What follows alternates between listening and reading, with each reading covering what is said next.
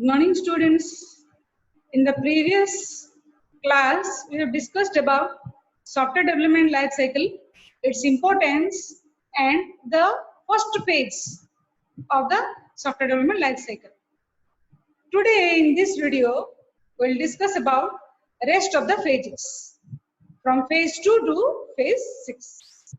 So, let's start our topic. In the next process of development, we perform the detailed requirements to be known for the system. The exact problem is what and what are the real solution of the customer's requirements and how the customer's requirements can be solved by the developer. Those are clearly identified, understood here. This may lead to many benefits. If the customer requirements are properly identified, the exact problem is known to the developer, then he can prepare a good product for the customer. The customer's all problems can be highly satisfied. He will be pleased by using the system. Otherwise, there may be many drawbacks. So the requirements can be clearly understood if you'll analyze the product very well. The analysis gives the clear information regarding the product's activities. If the product is satisfied by the developer and also the customer, then it will be comfortable to be developed. Got it? The requirement analysis identify the exact problem and requirements of the customer and understands them very well, and after that it documents them in a proper manner, systematic manner. To carry out this action, there are two set of activities performed. The first is the requirements gathering and analysis, and second is requirement specification. Okay, what is there in requirements gathering and analysis? This activity of RAS, requirement analysis and specification phase, is a collection of requirements in depth. The deep informations are present here. It is the first activity of RAS phase, and here the informations are clearly understood by the developer. Here the gathering of the in-depth information are performed and analysis is performed in order to clearly understand their role towards the system, their requirements inside the system. If the requirements are properly known, then their solutions and proper utilization and proper identification of its alternate and subordinate steps can be also easily identified. Okay, a system is there. A system is divided into a number of parts, and each and every part is also separately divided into certain number of small parts, and each individual small part can be also distributed into some number of certain other labels. How we can know all these things? How the decomposition will be performed? How the modularization will be done? If we will clearly understand the requirements, then only this process we can perform very well. So the requirements gathering gives this information. And the aim of this activity is to remove the incompleteness and inconsistency present in the requirements. Any of the requirements are identified at one side and started development may contain many errors and many drawbacks, many illusions, many mistakes we can make. We cannot clearly understand what it is. There may be some incomplete features present at the time of development. And these incompleteness and inconsistencies and anomalies will be removed if you do analysis. Got it? Then the second step is the requirement specification. This is very important in this part, because whatever we have collected, we have kept in our brain, may be lost at some time. Or whoever have collected the information, in-depth information, known the requirements very well, and identified the next set of strategies, may not be available at the time of other steps. So in that case, the work done by that specific person will be lost. For example, I am the person, I have identified all the problems of the customers, and the customer have given me all the points, and I have collected all the informations, and in what manner I have to develop the product, I have got the idea. And I cannot develop my own the system cannot be developed by my own. There may be a collection of people to develop the system. As in the last classes we have discussed, the product may be developed in a team. So I may not be present in the team tomorrow. If I will die, if I have some important activities to perform, if I am missing at the time of rest of the activities, then what will happen? The information is carried out, the time required for collecting the information, the customer interactions, all these will be gone, weighed out, lost. So how that problem can be rectified? What is the solution for it? The solution is put them in a document, prepare a file and write all the informations there. I have prepared, whoever prepared, that is different, but the information collected is written in a document. So whoever are going to perform the rest of activities, they will just look at the document and collect their ideas and start the rest of the activities to be performed. So there will be no more doubts. If in a team also the work is being performed, the team by looking at the document will start their own strategy to prepare and develop the rest subordinate activities. Got it? So this is the importance of requirement specification.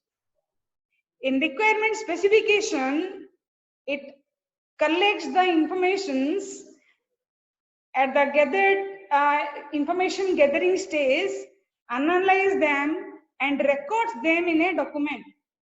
And the document name is your software requirement specification document. SRS document. SRS document, SRS document, SRS document, which is very important from this stage to end. Till the end submission of the software product, the SRS document will be highly usable by each and every other developers, other workers of the software development process. Got it? And the SRS document contains the following 3 important points. And the informations are noted down according to these 3 contents. And these 3 contents contains the deep informations collected regarding the system, and in its sub-steps and its alternate steps, and also its future goals, and what are the other requirements for developing the system. Whatever informations are really need to be formulated, those are written in the first part, that is your functional requirement. Functional requirement, first part. Second part, non-functional requirement, the qualities, the flexibility, the user satisfaction, in what manner the product is going to be utilized by the user. All these non-functional requirements are also written in the SRS document. Basing upon that, the next development process will start. Next is goals of implementation. For implementing the product, what are the future goals? Whether it is to be portable in the nature in future, whether it is going to add some extra enhancements, modification in the system, then where it can be added, provide supporting links for adding the features. These are the goals of implementation. These three things are put into the SRS document as the major contents, and under those, the rest of the information will contain detailed operation of the system. We'll go in deep regarding all these points in the future classes. For this, the requirement specification document is very important, and these 3 points are contained inside it, and that informations present here will satisfy the rest of the activities to be carried out very well. Got it? What are the requirements of SRS document? Let us have a view on that. The requirement specification document SRS is written using end user terminology. End user terminology means in what manner the specification we will make, the customer can understand, as well as others can understand, as well as it can be verified whenever required. End user terminology. Got it? This is for the reference of both customer as well as the developer. Both will be equally benefited from the SRS document. It is also referred as a contract between both the software developer and the customer. The software developer develops the product, the customer is ready to get the product. The customer will get the product when he will be highly satisfied. When he will confirm himself that he is happy with this product. So the SRS plays as a contract between those. What customer given to develop, what developer have developed inside the system is written in this document. So it will make a contract, a decision made by the developer. He had to follow the customer specifications. Whatever customer has told, all these things need to be satisfied. The developer can understand, and the customer can be also confirmed in future that what actually he has said for the product. Next, it is also beneficial for the other developmental process of the software product. Until the development of the system is complete, as well as for implementation, the SRS document will be beneficial. Okay. So after the SRS is prepared, the next developmental phase is your software design phase. In the software design phase, the input for this design phase will be the SRS document. By looking at the information requirements mentioned in the SRS document, the designing process will start. The real architecture will be built, according to which the rest of the activities will be performed. The design prepares a clear-cut architecture of the real implementable system. By looking at the diagrams, architecture, processes mentioned here, the development will be done. The coding will be done. So the SRS will provide the idea for the designing activities, and the designing will prepare a architecture of the system. It converts the requirements mentioned in the SRS into the structure with the design document. The software architecture is prepared, and the design document is also prepared. That will be helpful in the future. The software architecture prepared in this stage may follow two different strategies, two different approaches. The architecture may be developed in using these two approaches. In many systems, only one design approach is implemented, and some systems, both of the approaches may be beneficial. So let us have a simple idea regarding these approaches. These approaches are there in your subsequent topics in detail, but here only we'll just discuss about its importance. The traditional design approach and the object-oriented design approach. The traditional design approach is highly popular and used by many development organizations because it is very easy to be used by the developers. It contains sequential set of activities to be performed. It is also referred as function-oriented design approach.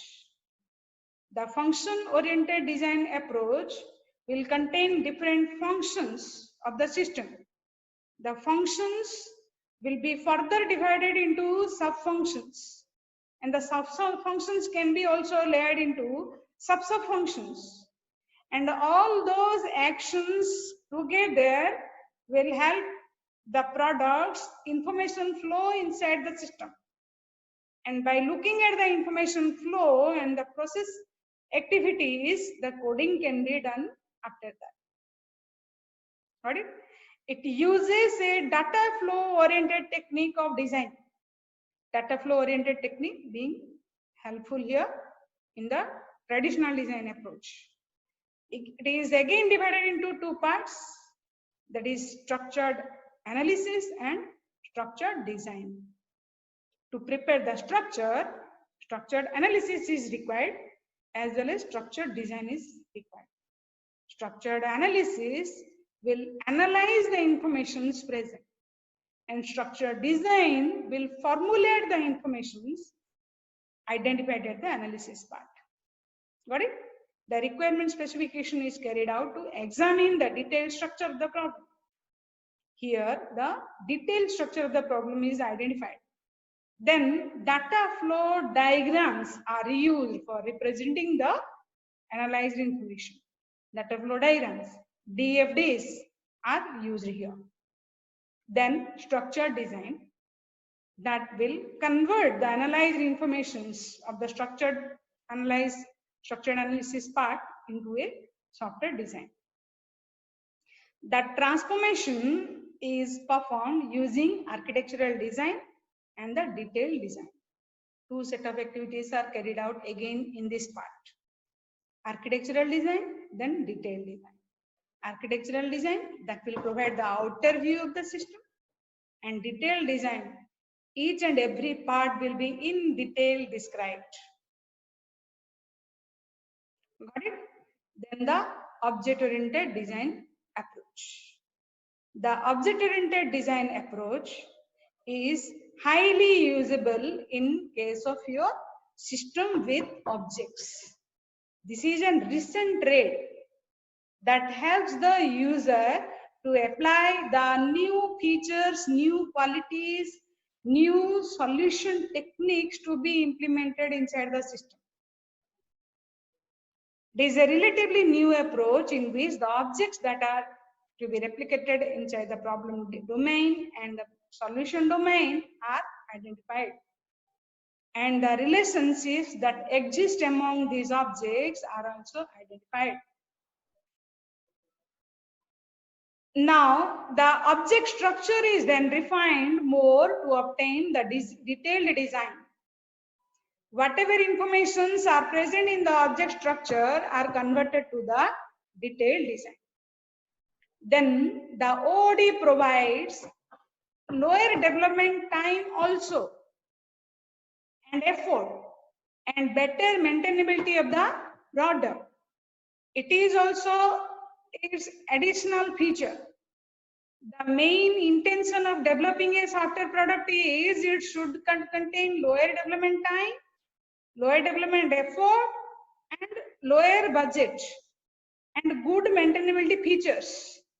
And if the product is designed using OOD technology and further the OOD features are used inside it, it will be also highly beneficial for the user.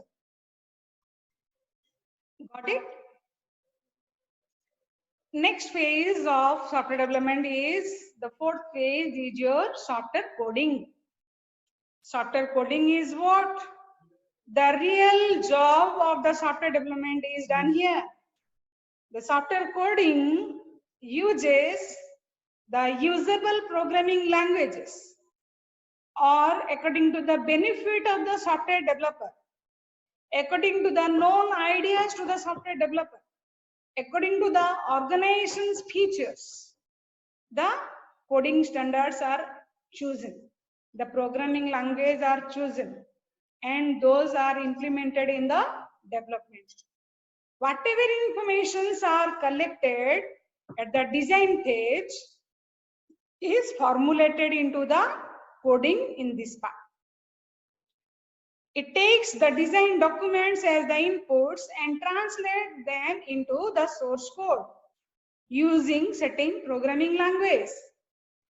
The end product of this phase consists of severally individually tested program modules. Many program modules will be reached at last, and all those program modules are individually tested in this part or compiled in this part in order to identify the problems and debug the errors. Then the software organizations may formulate their own coding standards as per the flexibility, as per their implementation strategy, how well they can develop the software, and they will reach at the real need of the system. They can train their developers to develop the system. They can easily implement the standards. They can easily get benefit of the systems. If the right set of coding standards are chosen, then the developers as well as the development organization will be benefited. And the programming languages chosen and the coding standards chosen are due to the following features. The coding standards deals with the standard ways of writing program codes, the templates for laying out the functions and module headers, commenting guidelines for performing any set of activities. The comment guidelines are very important to at first begin the work, and what the work stand for, what the particular module stand for. The commenting guideline specifies that by looking at that, the need of the module we can know whether it is reaching at the right output. Also we can know from its headline. Then variables and function naming conventions, the maximum number of source lines permitted in the module, each individual module. All these are identified in the coding part, and using the coding standards will base upon these points whether it is reaching at these points or not. Without that, the coding will not be foolproof, highly implementable, and the sequential steps, whether covered or not, cannot be identified. The information those are to be put inside the system cannot be identified. Got it? Then we'll go for the next stage, that is software testing. The testing. If we prepare a dish at our home also, we taste it before serving to others. Either the product who is prepared the product is testing the item, or he is giving someone, he or she is giving someone to taste it. Just taste it, how it is, then we will serve others. Whether the salt is okay, whether the masalas are okay, whether all ingredients put inside it are giving good flavor or not. They are tasting, then we are serving others. Similarly, the taste of the software product is also important. Without testing, the product cannot be said that it is foolproof and it is highly implemented by the user, because the testing identifies all the defects present in the program completely, and the verifications provide whatever work it has given to do, it has really performed or not is also checked here. Verification, validation is done at this stage. As the system contains many number of program modules for satisfying a single system, it may contain several errors, defects, failures, which may be identified at some other time. It should be identified at the testing phase. And it is all these problems, errors, defects, failures are removed by compilation process at this stage. At this stage of testing, the three labels are being followed by the developers. First is unit testing. Second is integration testing. Third is system testing. In the unit testing part, the individual program modules are separately tested. And in isolation from other modules. Then the debugging and documentation process of it starts. The individual modules are isolatedly tested because the individual problems or specific problems are collected and removed at that part. That will be highly beneficial for a specific module's high quality regime. And each and every individual modules will be tested using unit testing, can confirm that developer that the rest of the activities will be also well performed.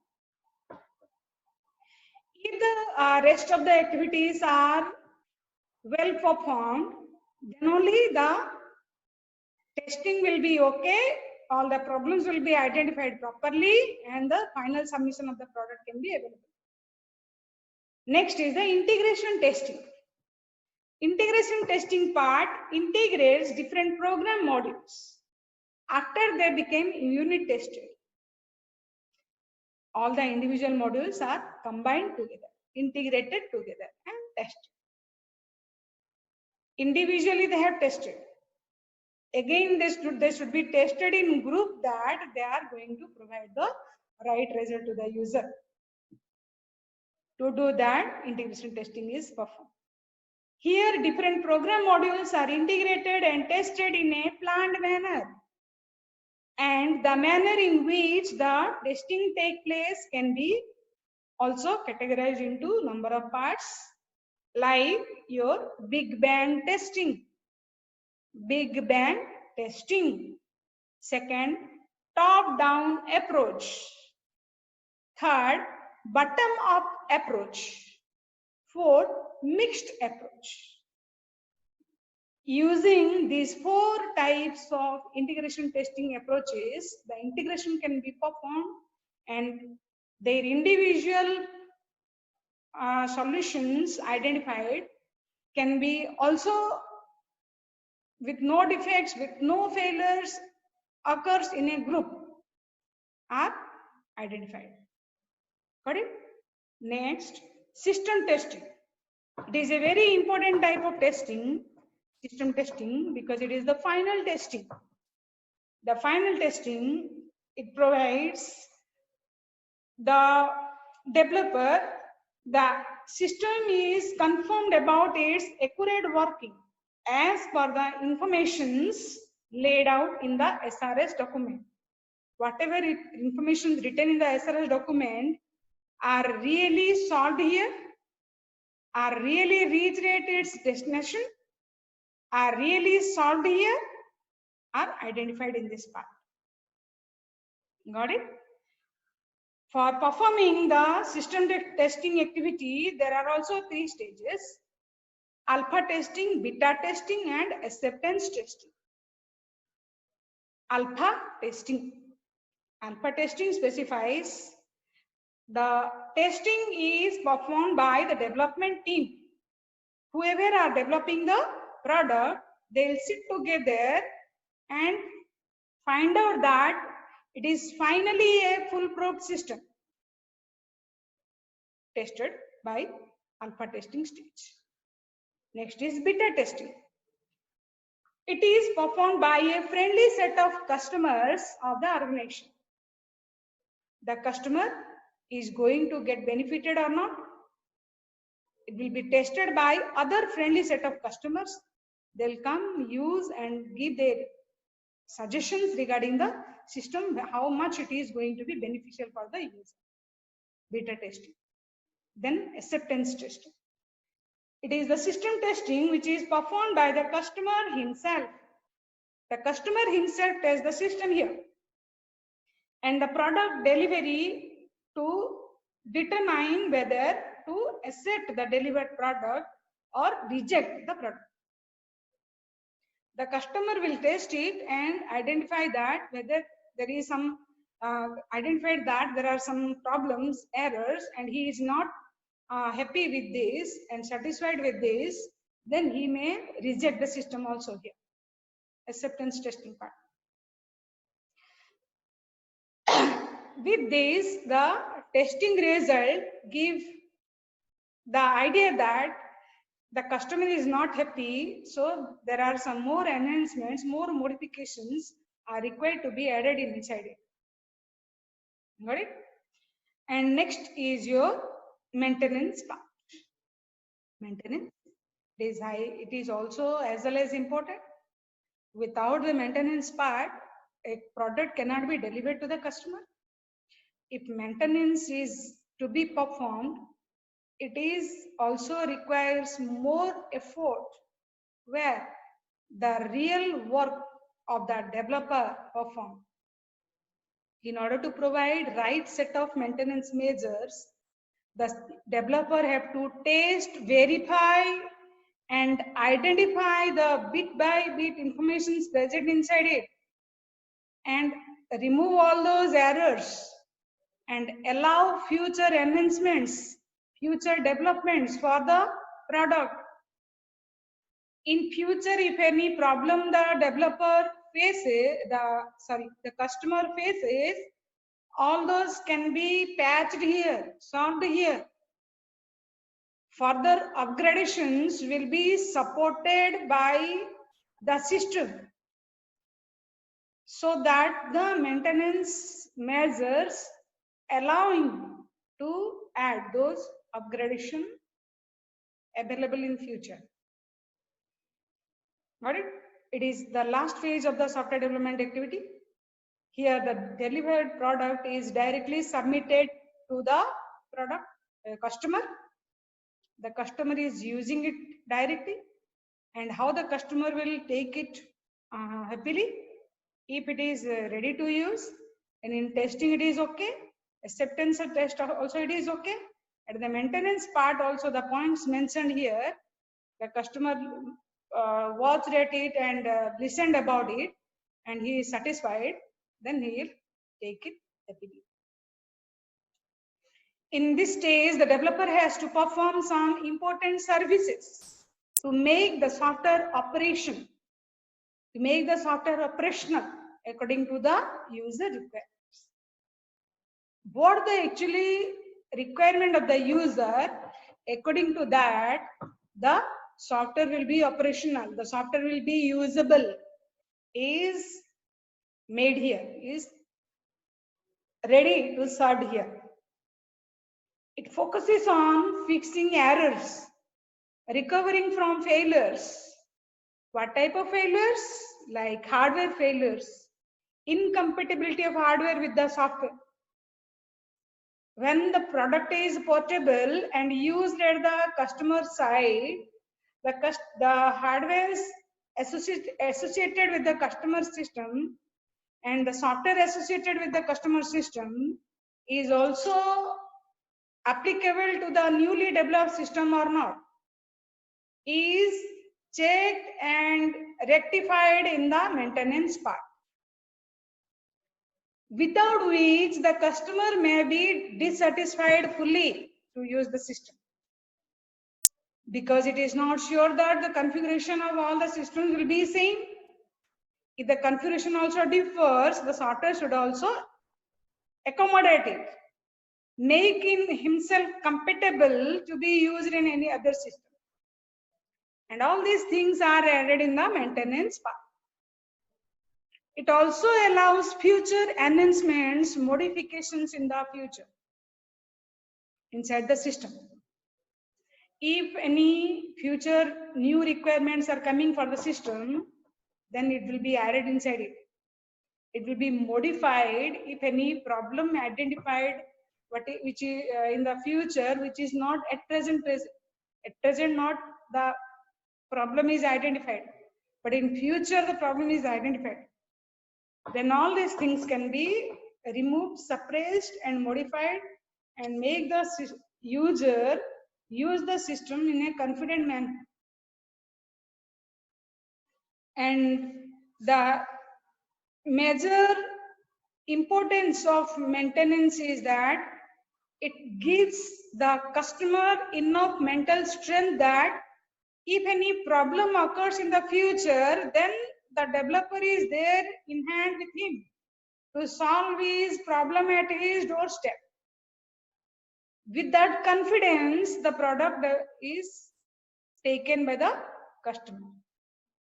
And keep in mind one thing, that the whole development process is highly beneficial with its maintenance features. The maintenance measures added are requiring more effort, more time to be used, more crucial techniques to be implemented in order to satisfy the customer. And all these things add for the customer is also highly important. Got it? By the way, all the developmental stages are equally important for developing system. Without any of the system, nothing we can get. As at first we have discussed that a human life contains number of stages at their life. Similarly, all the stages in the software development process is equally important. None of the process we can say that it is not important. All are important, right? Because we are moving from childhood to youngster, then we'll move to adult, then we'll go for old stage like that. None of the steps we can skip. But here in software development process, we may have one added feature that we can flash back to our activities. If required, we can go back to a specific activity and make modifications there and come back to the next page. This feature is present here. Okay. The software development life cycle, it is very important for everybody, for software development process to be known, and for using at the real life software development processes also. And also it is very important for knowing all other steps, all other topics, those are going to be discussed in the future classes. So it should be, it should not be skipped in any manner. It should be highly touched by the students. So students, please go through the topics very well and try to understand it and try to implement by thinking about the real life situations so that you can understand the things very well. Thank you. Good day.